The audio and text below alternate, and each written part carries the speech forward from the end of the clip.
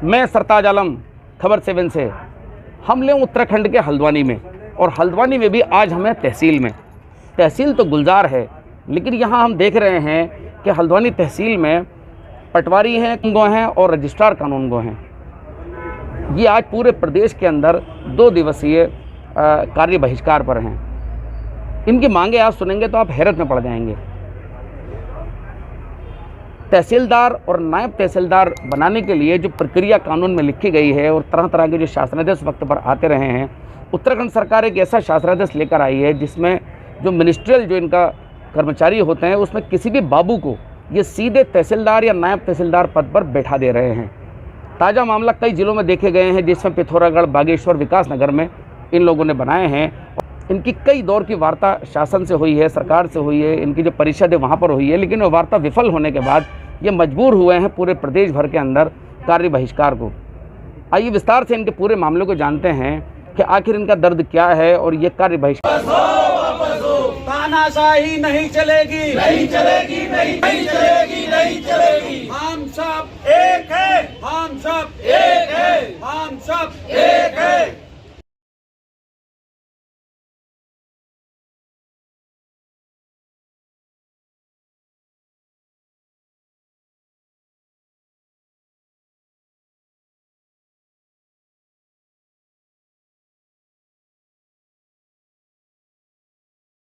क्या है और आज आप लोगों को कार्य बहिष्कार की जरूरत क्यों पड़ गई? देखिए सर, ऐसा है, यहाँ पर जो हमारे राज्य में उत्तराखंड में जो व्यवस्था राजस्व विभाग में लागू है उसके तहत मिनिस्ट्रियल पैटर्न जो है, मिनिस्ट्रियल स्टाफ जो है उसकी पदोन्नति की अलग व्यवस्था है, और हमारा जो भूलेख संवर्गीय जो हमारा फील्ड स्टाफ है उसकी पदोन्नति की अलग व्यवस्था है।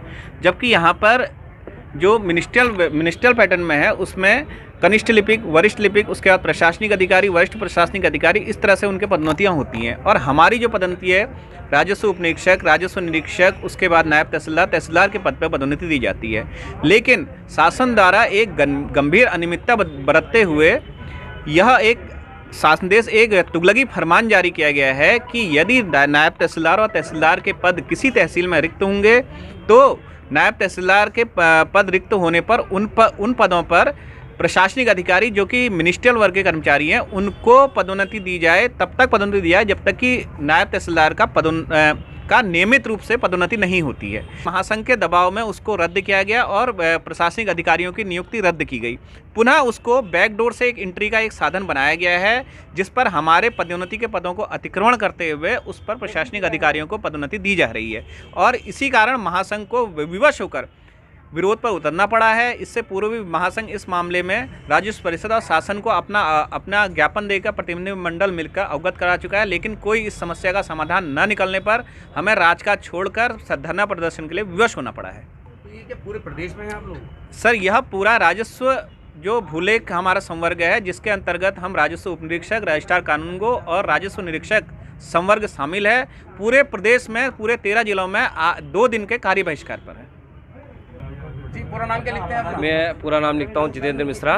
मैं राजस्व उप निरीक्षक यहाँ हल्द्वानी तहसील में हूं। मैं इस विषय में आपको जानकारी देना चाहता हूं। जो हमारा 2 दिनी कार्य बहिष्कार चल रहा है, इस समय हमारा जो महासंघ एक है, भूलेख संवर्गीय कर्मचारी महासंघ, जिसने कि 9 फरवरी 2021 को जो शासनादेश इन्होंने जारी करा था शासन ने, राजस्व परिषद ने, उसके विरोध स्वरूप संगठन ने एक लेटर शासन को दिया था, उनको अवगत भी कराया था, लेकिन शासन अपने इस शासनादेश से टस से मस नहीं हुआ। हम नहीं चाहते थे कि जनता में किसी प्रकार का हम लोगों के कार्य व्यवस्था से व्यवधान उत्पन्न हो, लेकिन शासन ने हमें मजबूर किया है कि हम कार्य बहिष्कार करें, और हम शासन को यह चेताना चाहते हैं कि यदि उसने यह अपना वापस नहीं लेता है शासनादेश तो शीघ्र ही संगठन इस पर एक पुरजोर विरोध करते हुए, हो सकता है कि हमें संभावित हड़ताल पे भी जाना पड़ेगा, जिसके लिए स्वयं शासन ही जिम्मेदार होगा, क्योंकि जो हमारा एक पदोन्नति का पद है जिसको शासन ने हमसे छीन रखा है, हमें पदोन्नति नहीं दे रहे हैं, हमारी डीपीसी नहीं कर रही है। बाबू को तहसीलदार या नायब तहसीलदार बना दे रही है सरकार। बिल्कुल सीधे सीधे यह क्या कर रहे हैं कि इन्होंने क्या करा है कि एक बैकडोर एंट्री जिसको आप कह सकते हैं कि हमारी अनुपस्थिति में, नायब तहसीलदार की अनुपस्थिति में प्रशासनिक अधिकारी को यह तहसीलदार नायब तहसीलदार के कार्यभार दे रहे हैं, जबकि योग्यता हमारे जो कर्मचारी हैं, हमारे जो वरिष्ठ हमारे अधिकारी हैं वो रखते हैं, उनको नहीं दिया जा रहा है। डीपीसी को जानबूझ के विलंब किया गया है, जो गलत है। हम इसका पुरजोर विरोध करते हैं। जी मनोज कुमार सिंह जी, क्या कहना है आपका? जी, हमारा ये कहना है कि पूरे प्रदेश में आज हम पटवारी कानून गो और रजिस्ट्रार कानून गो तीन बड़े संघ सरकार के तुगलकी फरमान वाले आदेश के विरोध में धरना प्रदर्शन पर बैठे हैं, कार्य बहिष्कार कर रहे हैं। इनका यह आदेश हुआ है अभी 9 फरवरी 21 को कि हमारे जो प्रदेश के बाबू लोग हैं, मतलब मिनिस्ट्रियल संवर्ग के जो लोग हैं, उनको बिगर संवैधानिक जानकारी के, बिगर उसके जो इनके वो होते हैं एक्ट होता होगा उसकी जानकारी के भाव में नायब तहसीलदार और तहसीलदार जैसे संवेदनशील न्यायिक पद पर बैठा दे रहे हैं, जबकि ऐसा कोई बायलॉज हिंदुस्तान के किसी भी स्टेट में लागू नहीं है। हमारे प्रदेश में हम पर ये थोप दिया गया है, जबरन थोप दिया गया है। इसका हम सब संघ मिलके पूरे प्रांत में पटवारी कानूनगो रजिस्ट्रार संघ अनुसेवक संघ 4 संघ मिलके पुरजोर विरोध कर रहे हैं। और जब तक हमारी मांग ये पूरी ये शासनादेश तुगलकी फरमान वापस नहीं होगा, हम धरना प्रदर्शन में बैठे रहेंगे।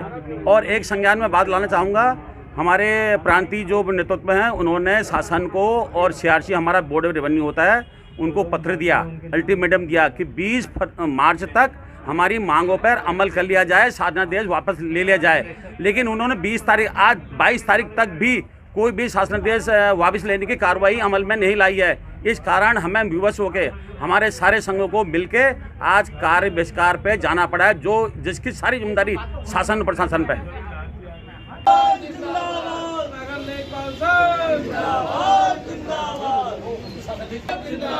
लेखपाल संघ जिंदाबाद जिंदाबाद, बोले संवर्गीय महाकर्मचारी महासंघ जिंदाबाद, वापस लो वापस लो वापस लो वापस लो शासनादेश वापस लो, वापस नहीं चलेगी नहीं चलेगी, तानाशाही नहीं चलने देंगे नहीं चलने देंगे नहीं चलने देंगे, हम सब एक हैं हम सब।